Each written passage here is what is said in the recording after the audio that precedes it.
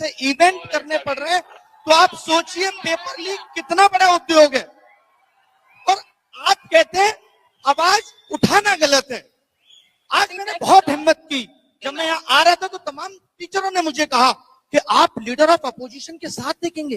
ये कैसा डर है? मैं इस डर को भी तोड़ने आया हूं कि हम सब मिलकर के अगर देश हित की बात होगी, पेपर लीक की बात होगी, तो हम ये आवाज उठाएंगे।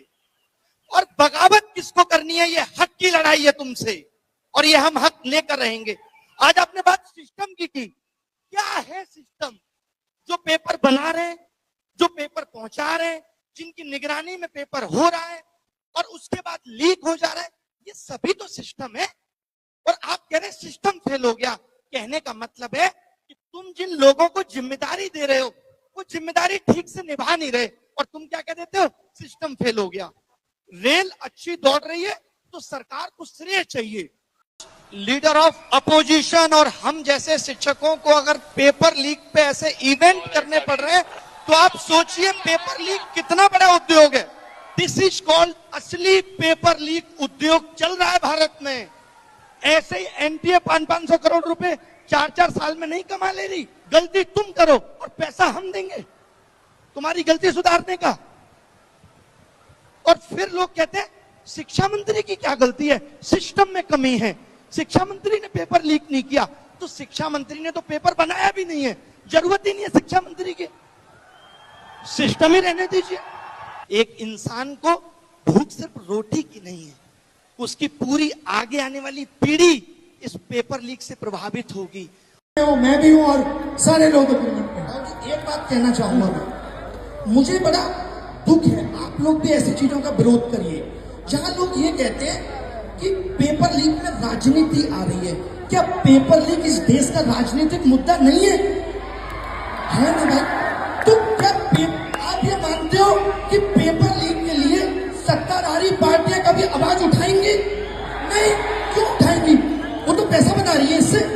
पेपर लीक पे आवाज विपक्ष, हम जैसे शिक्षक ही उठाएंगे। तो कोई आपको कहता है कि पेपर लीक में क्यों बोल रहे? क्योंकि इनको देश की चिंता है, हमें देश की चिंता है, तो इससे मत डरिए। लोग कहते हैं मैं नहीं डरता इन बातों से। राहुल गांधी का जो देहरादून में छात्रों की गूंज कार्यक्रम था, उसकी मैं समरी आपको बता देता हूँ कि उस पूरे कार्यक्रम में क्या हुआ।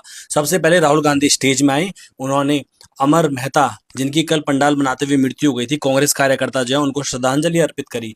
उसके बाद डायरेक्ट उन्होंने छात्रों से संवाद शुरू कर दिया। सबसे पहले उन्होंने छात्रों को संबोधित करते हुए कहा कि एक छात्र को कितनी स्ट्रगल करनी पड़ती है, केवल उसका खुद का स्ट्रगल नहीं होता, उसके फैमिली वालों का भी स्ट्रगल होता है, उसके माता पिता और उसके भाई बहन किस तरीके से पूरा स्ट्रगल करते हैं। उसके बाद डायरेक्ट उन्होंने बच्चों से संवाद किया। संवाद करते हुए उन्होंने 4 बच्चों को स्टेज में बुलाया, जिनके नाम थे कल्पना, आरती, तनिष्क और हसमुख। जो हसमुख थे वो बिहार से थे, बाकी तीनों उत्तराखंड के रहने वाले थे। जिसमें सबसे पहले कल्पना जोशी जो थी, वो पटवारी भर्ती की तैयारी कर रही थी। उन्होंने कहा कि 2025 में भी उन्होंने एग्जाम दिया था, उस समय उनका एग्जाम पेपर लीक हो गया था, और 14 जून को उन्होंने दोबारा से एग्जाम दिया और अब उसका रिजल्ट आना बाकी है। उन्होंने ये भी कहा कि मुझे डर है एग्जाम पेपर दोबारा लीक ना हो जाए, बहुत सारी तैयारियां लगती है।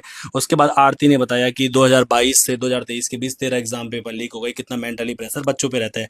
तनिष्क कांडपाल ने एक बात बोली जिसमें उन्होंने कहा कि जो प्राइवेट कॉलेज या प्राइवेट सेक्टर है वो किस तरीके से पनप रहा है। प्राइवेट मेडिकल कॉलेज अगर हम सरकारी की बात करें तो 3 गुना ज्यादा हो गए हैं। और जो हसमुख बिहार के थे, उन्होंने तो ये भी कहते हैं कि हम तैयारी करते करते बूढ़े हो गए हैं, हमारी उम्र हो गई है, कई बार एग्जाम पेपर लीक हो जाते हैं, इससे में बहुत मेंटली प्रेशर रहता है बच्चों पे। फिर नीट एग्जाम पेपर लीक में एक लड़की की मृत्यु हो गई थी, रिया। उन्होंने सुसाइड कर दिया था जब उनका एग्जाम अच्छा गया था, लेकिन उन्हें पता चला कि पेपर लीक हो गया है, तो उन्होंने उसके बाद सुसाइड अटेम्प्ट कर दिया। उनके पिताजी वहां पर आए हुए थे, वो बहुत ही ज्यादा हताश निराश थे सिस्टम से भी, और उनके कहना था कि सरकार अपना इस्तीफा तो नहीं दे सकती, कम से कम मेरी बेटी को या उन लोगों को जिनकी में मृत्यु हुई है उनको श्रद्धांजलि तो दे सकती है। उसके बाद राहुल गांधी आते हैं, उनको गले मिलते हैं और कहते हैं कि हम आपकी बात जरूर सरकार तक पहुंचाएंगे, संसद में आपकी बात को उठाने का काम करेंगे। और इसके बाद आता है एक इंटरेस्टिंग पार्ट, जो अभिनय सर है मैथ वाले, वो भी स्टेज पर आते हैं, जिसकी किसी को उम्मीद नहीं थी, किसी को इस बारे में पता भी नहीं था कि अभिनय सर वहां आने वाले हैं। अभिनय सर आते हैं, वो भी कहते हैं कि हम पे दम होना चाहिए अपनी बातों को रखने का, हम सिस्टम के आगे डरते हैं। मैं भी एक टीचर हूँ, मेरे जैसे और भी टीचर है, बस वो अपनी बातों को कहने से डरते हैं। उसके बाद अभिनय सर वहां से चले जाते हैं, फिर राहुल गांधी जी के पास वापस माइक आता है और छात्रों को मोटिवेट करते हुए स्पीच देते हैं और छात्रों की गूंज कार्यक्रम खत्म हो जाता है। लेकिन इस कार्यक्रम के दौरान माइक की बड़ी दिक्कत नजर आई। मैं कांग्रेस पार्टी के प्रदेश अध्यक्ष गणेश गोदाल जी से निवेदन करता हूँ, उस माइक वाले को आप पूरी पेमेंट मत कीजिएगा।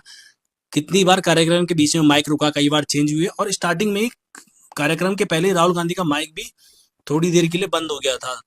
तो गणेश गोदियाल जी तक ये वीडियो जरूर पहुंचाएं, उनको भी इस वीडियो में मेंशन करना, उनको बता देना माइक वाले को पूरा पेमेंट मत करना।